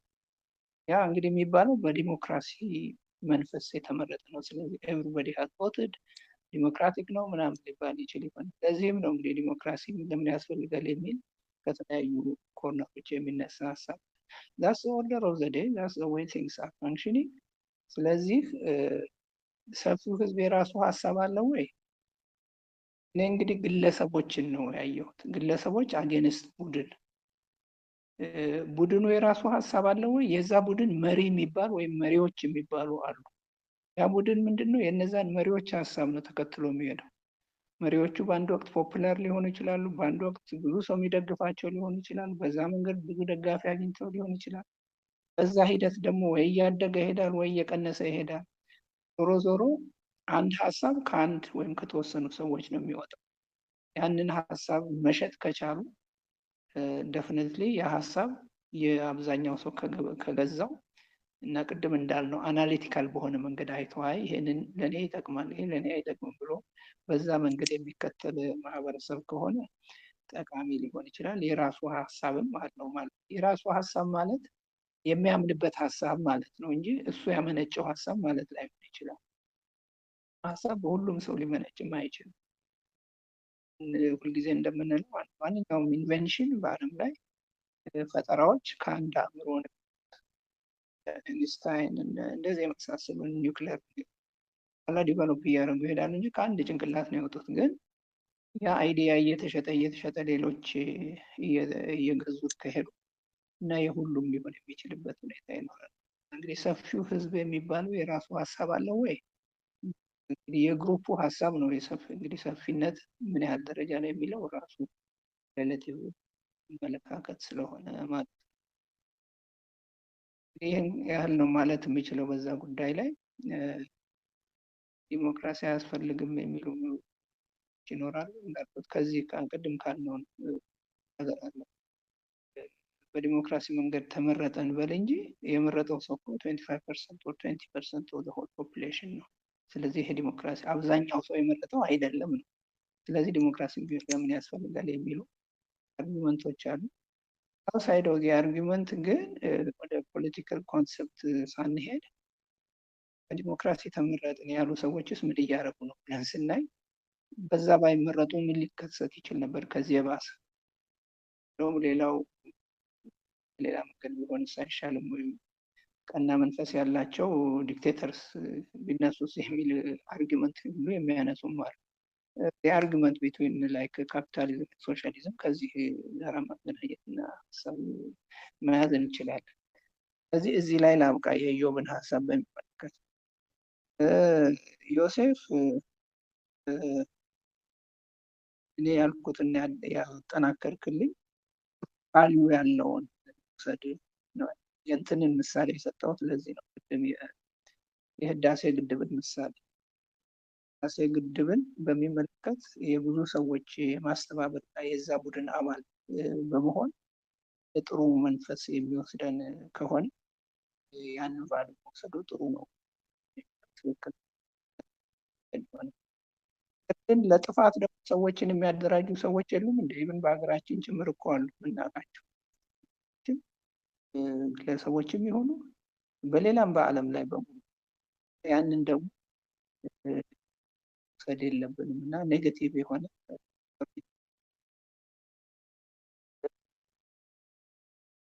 ከላይ የጠቀስነው አይነት ማለት ነው። ኔጌቲቭ የሆነው ትተን ፖዘቲቭ የሆነው የኮንፎርሚቲ ቫልዩ እናዘንብል የሚል ነው። ማስመሰል ከሚባለው ጋር ያያያዝም ያልከው በጣም ጥሩ ኮንሴፕት ነው ያነሳው፣ ጥሩ ሀሳብ ነው። መምሰልና ማስመሰል የተለያዩ ናቸው። አንድ ጥሩ ምሳሌ ልስጣቸው። ኢዮብ እንደውም አንድ ስለ ሃይማኖት ነገር ያነሳዋል። ቤተክርስቲያን የሚመላለሱ ሰዎች እኮ አሉ በየእሑዱ whatever the day of preaching for ወይም በየዓርቡ ሲሄዱ ሲመጡ በቃ እነዚህ ሰዎች የዛ ሃይማኖት እኮ በጣም እንደው አክባሪዎች ናቸው፣ ሁሉ ጊዜ ቤተክርስቲያን ይሄዳሉ ወይም ሁሉ ጊዜ መስጊድ ይሄዳሉ የሚባሉ ሰዎች ይኖራሉ። the moment they are out of that compound ግን የሚሰሩት ስራ ስታዩ አንዳንድ ሰዎች እንኳንስ የዛ ሃይማኖት አባል የሚሰራው ስራ ይቅርና ምንም ሃይማኖት የለኝም የሚል ሰው እንኳን የማይሰራውን ስራ ሲሰሩ የሚታዩ አንዳንድ ሰዎች ሊገጥሙን ይችላሉ። ስለዚህ ማስመሰል ነው ይሄ። አሁን እዛ ቤተክርስቲያን በመሄድ ወይም እዛ መስጊድ በመሄድ ወይም አንድ ግሩፕ ውስጥ አባል በመሆን እነሱ ናቸው የዛ አባል ቋሚና ወይም የሆኑ ዴዲኬትድ የሆኑ ሜምበርስ ናቸው ብሎ ሌሎች እንዲያስቡ የማድረግ ነው። ውስጣቸው ግን አይደሉም። ስለዚህ ኮንፈርሚቲ እኝ ካልኩ በኋላ የቡድኑን እሴት መቀበል፣ የቡድኑን ትዕዛዝ መቀበል ወይም ቡድኑ የሚፈልገውን ስራ መስራት ነው። ለማስመሰል ከሆነ ግን አዎ እኔ እናንተ አባል ነኝ አላችሁ ተስማምቻለሁ ብዬ ከግቢው ስወጣ ወይም ከዛ ስብሰባ አዳራሽ ስወጣ ግን ሌላ ነገር የምሰራ ከሆነ ዳስኖት ኮንፈርሚቲ ማጭበርበርም ነው የሚችለው፣ ማስመሰልም ነው የሚሆነው እንደተባለ። እንግዲህ ከማስመሰል ጋራ ይሆናል ወይ? እኔ የማስመሰል ኮንፈርሚቲ የመሆን ነው ብዬ ነው የማስበው። ማስመሰል ሳይሆን መሆን ወይም መምሰል ነው። ማስመሰሉ ግን ያልሆነውን ነገር እንደሆነ አድርጎ ለማሳየት መሞከር። ስለዚህ ኮንፈርሚቲ ከማስመሰል ጋር ይቃረናል ብዬ ነው የማስበው እኔ በእኔ ግንዛቤ። አሁን የሰጠኋችሁ ምሳሌ ምናልባት ለዚህ የተሻለ ግንዛቤ ሊሰጥ ይችል ይሆናል ብዬ ነው የማስበው። እንግዲህ ሀሳቦችን አንስቻለሁ። ኢዮብ መጨረሻ ላይ ያቀረብከው ሰጀሽን አለ። ይህ ርዕስ በሚቀጥለውም ሳምንት ይህንን ርዕስ ቅድም እንዳልኳችሁ 18 ህጎች ናቸው። እስካሁን 12ቱን አይተን ይሄ 13ኛው ነው። በዚህ ጊዜ የመረጥኩበትም ያለ ምክንያት አይደለም። የምናያቸው በርካታ ነገሮች አሉ ሀገራችን ውስጥ። አሁን በምንለው ኮንሴፕት ምክንያት ወደ አንድ ወይ ወደ ሌላ አቅጣጫ የሚጓተቱ የማህበረሰቦቻችን ክፍሎች አሉ እና እያንዳንዳችን ደግሞ ቪክቲሞች ነን ለዚህ። ወይ ራሳችን ወይ ወዳጃችን ወይ የምናውቀው ሰው ወይ በማህበረሰባችን ውስጥ ያሉ የተለያዩ ሰዎች በአንድ ወይ በሌላ መልኩ የዚህ ቪክቲም ሊሆኑ ይችላሉ። ስለዚህ በዚህ ወቅት ይሄንን ሀሳብ ማንገላታቱ ይጠቅማል ብዬ ስላሰብኩ ነው ይሄንን የመረጥኩት እና ለዚህም ነው ቅድም በአንድ ሴሽን መጨረስ ይቻል ነበር ሁሉ የዛሬውን አጠቃላይ ሁኔታ ላይ ብቻ እናርግና በሚቀጥለው ሳምንት ደግሞ እያንዳንዱን ግለሰብን የሚመለከቱ እያንዳንዱን ቡድንን የሚመለከቱ ጠለቅ ባለ መንገድ ሀሳቦችን ለማካፈል እሞክራለሁ።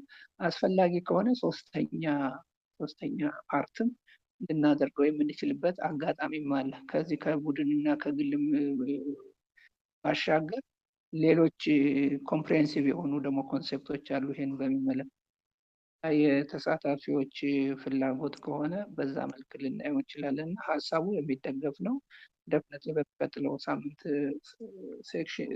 ሁለተኛ ሴክሽን ስለሚኖር የዛሬውን አጠር አድርገን ኖርማሊም እንደማደርገው የቀሩትን 11 እና 12 ህጎችንም እንዲሁ ዳሰስ ለማድረግ ሞክር ነበር ከመጀመሪያ በፊት። ብዙም ስለ ሌሎቹ አላወራሁም። በፊት ለአግባቡ አጭሩ ሰመራይዝ አድርጌ ለማያያዝ ሞክራለሁ የሚቀጥለው ሳምንት። ይሄን ለማለት ነው። በጣም አመሰግናለሁ። እስከዳር ወደ አንቺ።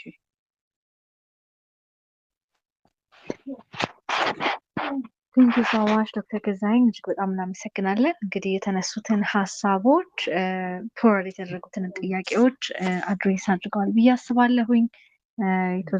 ኢንትረስቲንግ ነበር። በጣም እየገረመኝ ነበር እየሰማሁ የነበረው። ሰፋም ያለ ሀሳብ ነው ዶክተር ገዛኸኝ እንዳሉት እና so it was interesting. thank you እጅግ በጣም እናመሰግናለን ማለት ትፈልጋለሁ።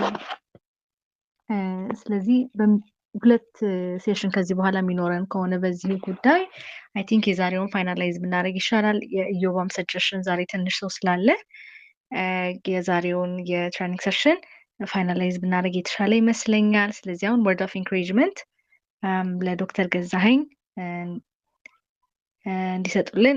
እንድትሰጡልን ሁለት ሰዎች እንጋብዛለሁ ማለት ነው።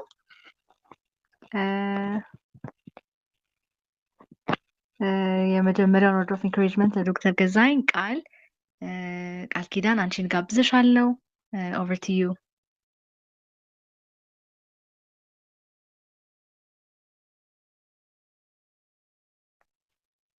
ቃል ኪዳን ይሰማሻል? ወይ ይሰማኛል። ለዶክተር ገዛኸኝ ወርድ ኦፍ ኢንካሬጅመንት እንድትሰጭልን ነው። ይሰማኛል። ወጣ ገባ እያልኩ ስለሆነ ኢትስ ኦኬ። አሁን ይሰማናል። ለዶክተር ገዛኸኝ ወርድ ኦፍ ኢንካሬጅመንት እንድትሰጭልን ነው። እሺ፣ አመሰግናለሁ። ያው እንግዲህ ድንገት ስለሆነብኝ ፍሬም አላረኩት የምናገረውን። ኤኒዌይስ ዶክተር ገዛኸኝ በጣም ነው የምናመሰግነው። ይሄ በጣም ጊዜያዊ ወቅቱን የጠበቀና ሁላችንም በደንብ በጥልቀት እንድናስብበት የሚያደርግ ቶፒክ ነው።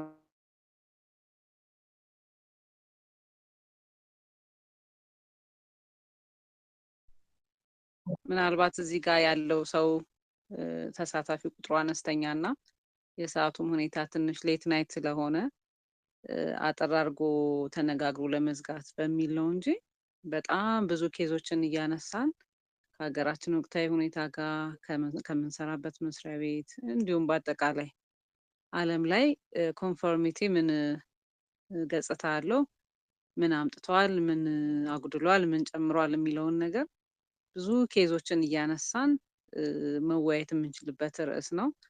ምናልባት ወደፊት ሞዳሊቲውን ቀየር አድርገን ወይም ደግሞ ከሌሎች ርዕሶች ጋር አንድ ላይ አድርገን ድጋሚ መወያየት የምንችልበት አይነት ርዕስ ነው ብዬ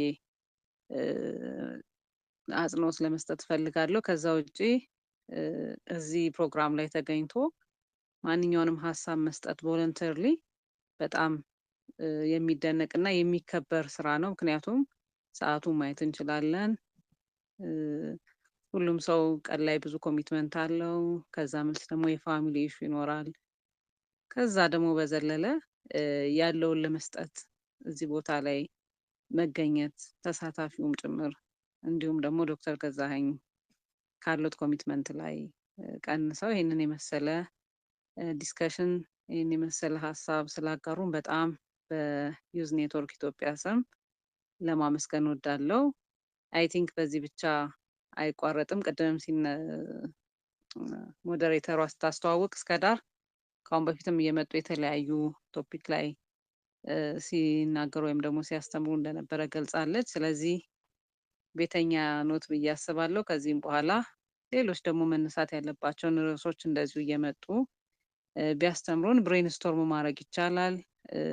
አንድ ሰው አንድ ሀሳብ ይዞ ሲመጣ ሌላው ደግሞ እዛ ላይ ካፒታላይዝ እያደረገ እያዋጣን ነው የምንሰራው። እኛ በተሰራን ቁጥር ደግሞ በዙሪያችን ያለውን ቤተሰብ፣ አካባቢያችንን፣ መስሪያ ቤታችን እንዲሁም ሀገራችንን የመስራት ነገራችን እየጨመረ ይመጣልና ስለዚህ ከአደራም ጭምር ለማሳሰብ እወዳለሁ። በተረፈ ዶክተር ገዛኸኝ በጣም ነው የምናመሰግነው። በእውቀት ላይ እውቀት ይጨምርልን ያቆይልን እላለሁ። አመሰግናለሁ። እጅግ በጣም እናመሰግናለን ቃል ቴንክ ዩ ሶ ማች። እኔ በጣም ደስ ብሎኛል ዛሬ አንቺ በመኖርሽ። ምክንያቱም ዩዥዋሊ እንደምታዩት የሴቶች ፓርቲሲፔሽን በጣም ለስ ነው እና ሁሌም በቃ ሴቶችን ኢንቫይት እና ፓርቲሲፔት እንዲያደርጉ ምናምን ነበር። ዛሬ አንቺ በመኖርሽ እና በደንብ ደግሞ አክቲቭሊ ፓርቲሲፔት ስላደረግሽ በመጀመሪያ አንቺንም ላመሰግንሽ እወዳለሁ። ቴንክ ዩ ሶ ማች። ደግሞ በጣም መልካም የሆነን ፖይንት አንስተሽ ነበር እና ቴንክ ዩ ፎር ዮር አክቲቭ ፓርቲሲፔሽን ማለት ፈልጋለሁኝ። እንደዚሁ ደግሞ ለዶክተር ገዛኸኝም ወርድ ኦፍ ኢንክሬጅመንት ስለሰጠሽልንም በድጋሚ ላመሰግንሽ እወዳለሁ። ቴንክ ዩ ሶ ማች። እንግዲህ ታይምሽን አጀስት እያደረግሽ ሁሌም አብረሽ እንድትሆኚ ብዬ ጠይቅሻለሁ። ሁለተኛውን ወርድ ኦፍ ኢንክሬጅመንት እንድትሰጥልን ምናልባት የሚሰማ ከሆነ አቶ ዘመኑ ከባህር ዳር አንተን ጋብዝሃለሁ።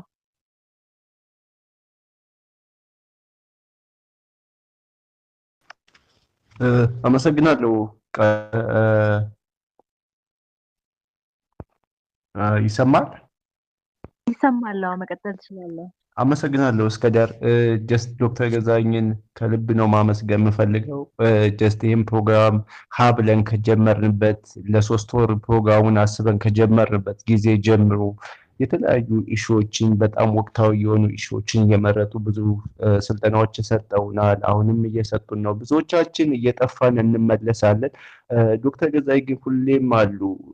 ይገርመኛል። እውነት እስከ ዳር ከልብ ነው እኔ ግርም ነው የሚለኝ ዶክተር ገዛኸኝ ነገር። ብዙዎቻችን ሰበቦችን እየፈጠርን እንጠፋለን፣ ተመልሰን እንመጣለን። ዶክተር ገዛኸኝ ግን አሁንም ስንመለስ ስልጠና እየሰጡን እያሰለጠኑ ነው የሚገኙት። በዛ ላይ ትልቅ ኃላፊነት ያለባቸው ሰው ናቸው። ግን ያ ሁሉ ነገር ሳይገድባቸው ለሀገር ኃላፊነት አለብኝ የሚለው ስሜት እየኮረኮራቸው ጀስት በዚህ ሰዓት ጀስት ተደራራቢ ኃላፊነቶች እያሉባቸው በዚህ ሰዓት ለሀገር ትልቅ ዋጋ እየከፈሉ ይገኛሉና ዶክተር ገዛኸኝን በእውነት ከልብ ነው ማመሰግነው። ትውልዱን ወጣቱን ለመቅረጽ እያደረጉት ያለውን ትግል ከልብ ማመስገን እፈልጋለሁ። ረጅም እድሜ ጤና ይስጥልን፣ ዶክተር ገዛኸኝን ያቆይልን ማለት ነው ፈልገው። እስከ ዳር እጅግ በጣም እናመሰግናለን አቶ ዘመኑ። ቴንክ ዩ ሶ ማች። እሺ እጅግ በጣም እናመሰግናለን። ወርድ ኦፍ ኢንካሬጅመንት ለዶክተር ገዛኸኝ ስለሰጠህልን እጅግ በጣም እናመሰግናለን። አንተም እንደዚሁ ደግሞ ታይምን አጀስት እያደረግ አክቲቭሊ ፓርቲሲፔት እንድታደረግ ብዬ ጠይቀሃለው። ደግሞ ከዚህ በፊትም ሁሌም እንግዲህ እዚህ ትሬኒንግ ላይ የሚሰጡ ትሬኒንጎች ሪከርድ ተደርገው እዚሁ የቴሌግራም ቻናል ላይ ይለቀቃሉ እና ሌት ሆናችሁም የገባችሁ ካላችሁ ዶን ወሪ ሙሉን ስለሚገኝ ሪከርድ ስለሚደረግ እዚሁ ቴሌግራም ቻናል ላይ ወይ ደግሞ በፌስቡክ ወይኒ ፌስቡክ ፔጅ ላይም ስለሚለቀቅ እዛ ላይ ማግኘት ይቻላል ማለት ነው። በእኛ በዚህ በዮዝ ኔትወርክ ኢትዮጵያ ቤተሰብ ስም ደግሞ ዮባ አንተ ደግሞ ወርድ ኦፍ ኢንካሬጅመንት እንድሰጥልን አንተ እንጋብዝሃለሁ።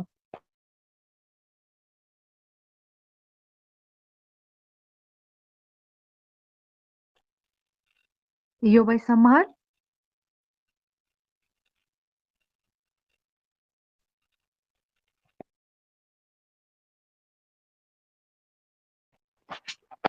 እሺ አይ ቲንክ ዮባ ኔትወርክ ያስቸገረው ነው።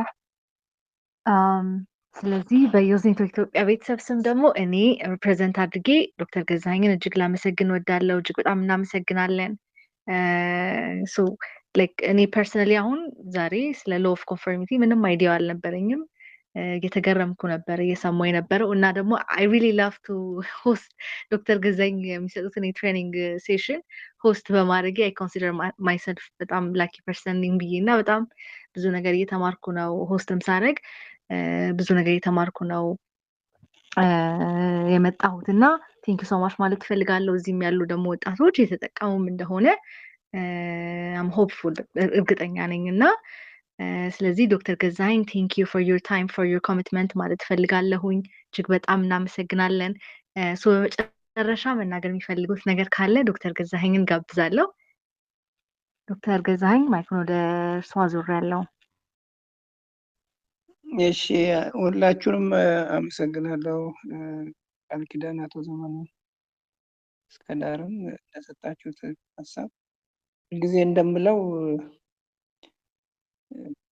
ተናጋሪ የሚነቃቃው አድማጭ ሲኖር ነው ያለ ነገር አለ። ስላላችሁ ጊዜያችሁን ሰውታችሁ እዚህ ስለተገኛችሁ ኢንትረስት ስላሳያችሁ ነው። እኔም በየጊዜው የቻልኩትን ለማስተማር ሳይሆን ለመማርም ጭምር የሚገኘው ያላችሁት ይሄ የጋራ ቤታችን ነው። ሁላችንም አስተዋጽኦ ልናደርግ የምንችልበት ሁኔታ ነው። የሀገራችንን ሁኔታ የወጣቱን ሁኔታ ስናይ መቼም አይቆረቁረን ሰዎች አለን ብለን ቸግረው አስተዋጽኦአችን ደግሞ በየግላችንም እናደርገው ነገር ቢኖር እንደዚህ በጋራ ደግሞ ሀሳብ ስንለዋወጥ የበለጠ ኤነርጂ እናገኛለን፣ የበለጠ አቅጣጫ ልናገኝ እንችላለን እና በዛ ምክንያት ሁላችሁንም መስገን እፈልጋለሁ የተገኛችሁትን በሙሉ። እርግጥ ነው ሰዓቱ በጣም አስቸጋሪ ነው። ስራው ውሎ የቤተሰብ ኃላፊነት ያለበት አለ። ምሽት ደግሞ ይህን ያህል መቆየት የሚጠይቀው ኮሚትመንት እና መስዋዕትነት ካልሆነ ነው። ይህንን ተቋቁማችሁ ነው የተገኛችሁት እስከ መጨረሻው እና ላመሰግናችሁ ፈልጋለሁ። በዚሁ ቀጥሉ። የአስተዋጽኦ ትንሽ የለውም። ማንም ከማንም የበለጠ የሚያውቅ አለ ተብሎ አይደለም። ትንሽም ብትሆን አስተዋጽኦ ልናደርግ እንችላለን ብላችሁ ነው ሁላችንም እዚህ የምንገኘው። የግድ እዚህ ላይ ሪፍሌክት ያላደረግን ልንሆን እንችላለን፣ ግን እርግጠኛ ነኝ የሰማነው ያወቅነውን ነገር ሄደን በቤተሰባችን አካባቢያችን በስራ ላይ ልናውለው እንችላለን። ስለተገኛችሁ በጣም በጣም ነው የማመሰግነው። ኢንከሬጅ ሁኑ፣ ፖዘቲቭ ሁኑ። ይህች ሀገር ተስፋ አላት። ብዙ ይህችን ሀገር ለመርዳት ይህችን ሀገር ወደሚፈለገው አቅጣጫ እንድትሄድ የሚፈልጉ ብዙ ዜጎች አሏት።